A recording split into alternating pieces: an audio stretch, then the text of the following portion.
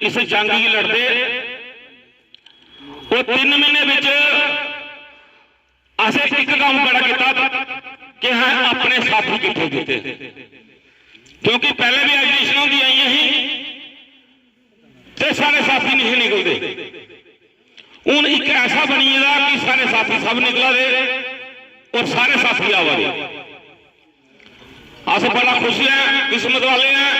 कैसे मैं बामणवाड़ी भी आख्या हा कि ऐसे जी मोती की माला परोई है, बड़ी मुश्किल ने परोई है और इसी परोने वास्ते बड़ा टाइम लगा, 22 साल लगी है। Member PHE employees United front Jammu province, आज जो हमारा बीजेपुर सब डिवीजन के अंदर प्रोटेस्ट हो रहा है, हम लगातार आज 90 दिन से काम छोड़ हड़ताल पे बैठे हुए हैं।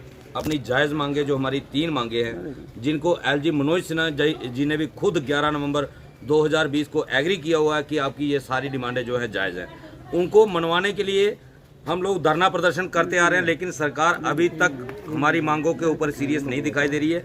इसी सिलसिले में आज बीजेपुर सब डिवीजन के अंदर भी प्रोटेस्ट हो रहा है। दूसरा कारण ये है कि जो हमारे पीएचई डिपार्टमेंट के ऑफिसर्स हैं वो हमारे वर्कर को हरास कर रहे हैं। जो उनके चहेते हैं, जो उनके चमचे हैं, उनकी वेजेस दी जा रही है, जबकि सरकार ने सबकी वेजेस रिलीज की हुई है, लेकिन बाकी जो लोग हड़ताल पे बैठे हैं उनकी वेजेस रोक के रखी है।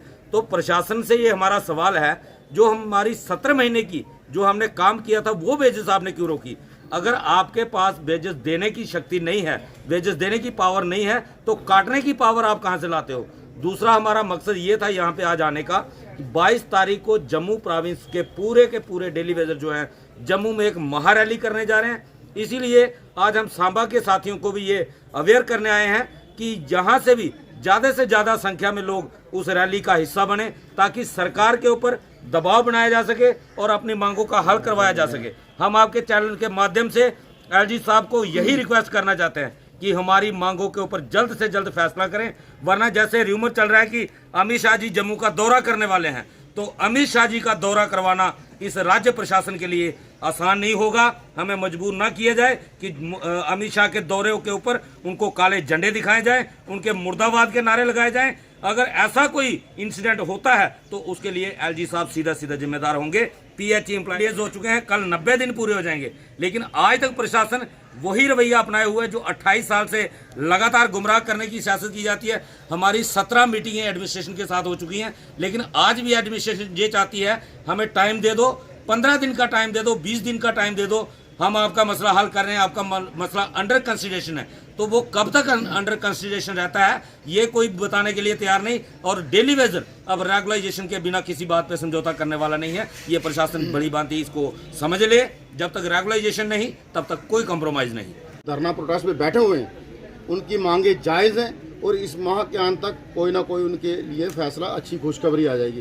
तो हम आपके माध्यम से ये कहना चाहते हैं अपने हर एक डेली वेजर को कि 11 नवंबर 2020 को भी एलजी साहब ने हमसे वादा किया था, जब तक रिटर्न में जो हमारे 2 SRO बने पड़े हैं सरकार के पास, SRO 64, SRO 520, अगर सरकार ने SRO 64 देना है तो उसका आज ही हम वेलकम करते हैं। अगर आज सरकार घोषणा करती है तो कल ये धरना खत्म हो जाएगा।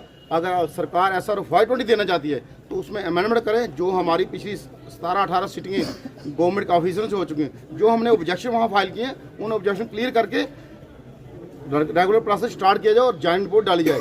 एलजी साहब ने 10 सितंबर को जो ये बात बोली थी, तो उन्होंने इस चीज़ को रिकॉग्नाइज किया है कि PHE employees United front Jammu province जो धरना प्रोटेस्ट कर रहा वो जायज़ है बिल्कुल, और उनकी मांगे जायज़ हैं। तो हम एलजी साहब को ये कहना चाहते हैं, देर मत कीजिए।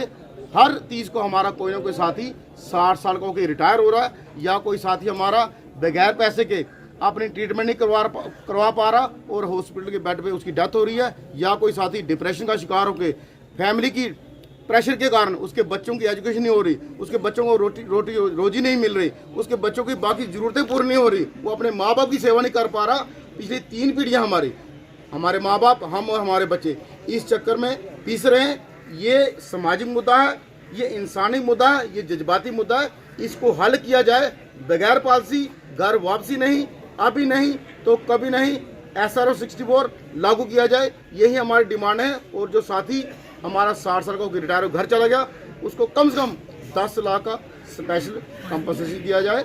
और जिसकी डेथ होगी हमारे भाई की काम करते करते, उसके परिवार के मेंबर को गवर्नमेंट की परमानेंट जॉब दी जाए और उसका जितना पेंडिंग बनता है वो दिया जाए। ये शोषण बंद किया जाए। हमें एलजी साहब से इसलिए उम्मीद है कि वो जब भी रेगुलर पॉलिसी हुई है वो गवर्नर रूल में हुई है।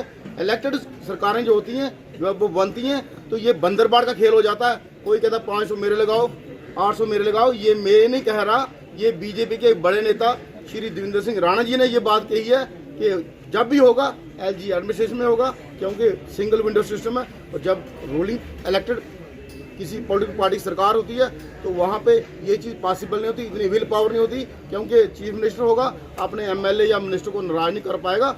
आज की डेट में होगा और आज की डेट में ही करवा के रहेंगे। और आपके माध्यम से युवा राज्यसभा ने जो महाराज जी की छुट्टी के लिए कोशिश की थी, उसमें PH एम्प्लॉय यूनाइटेड में शाना बजाना उनके साथ खड़ा रहा। चाहे बाहर की परेशानी थी, वो भी आज हमारे साथ खड़े हैं। वो कहते हैं जहाँ आप हमारी ड्यूटी लगाओगे हम आपके साथ हैं। जय हिंद।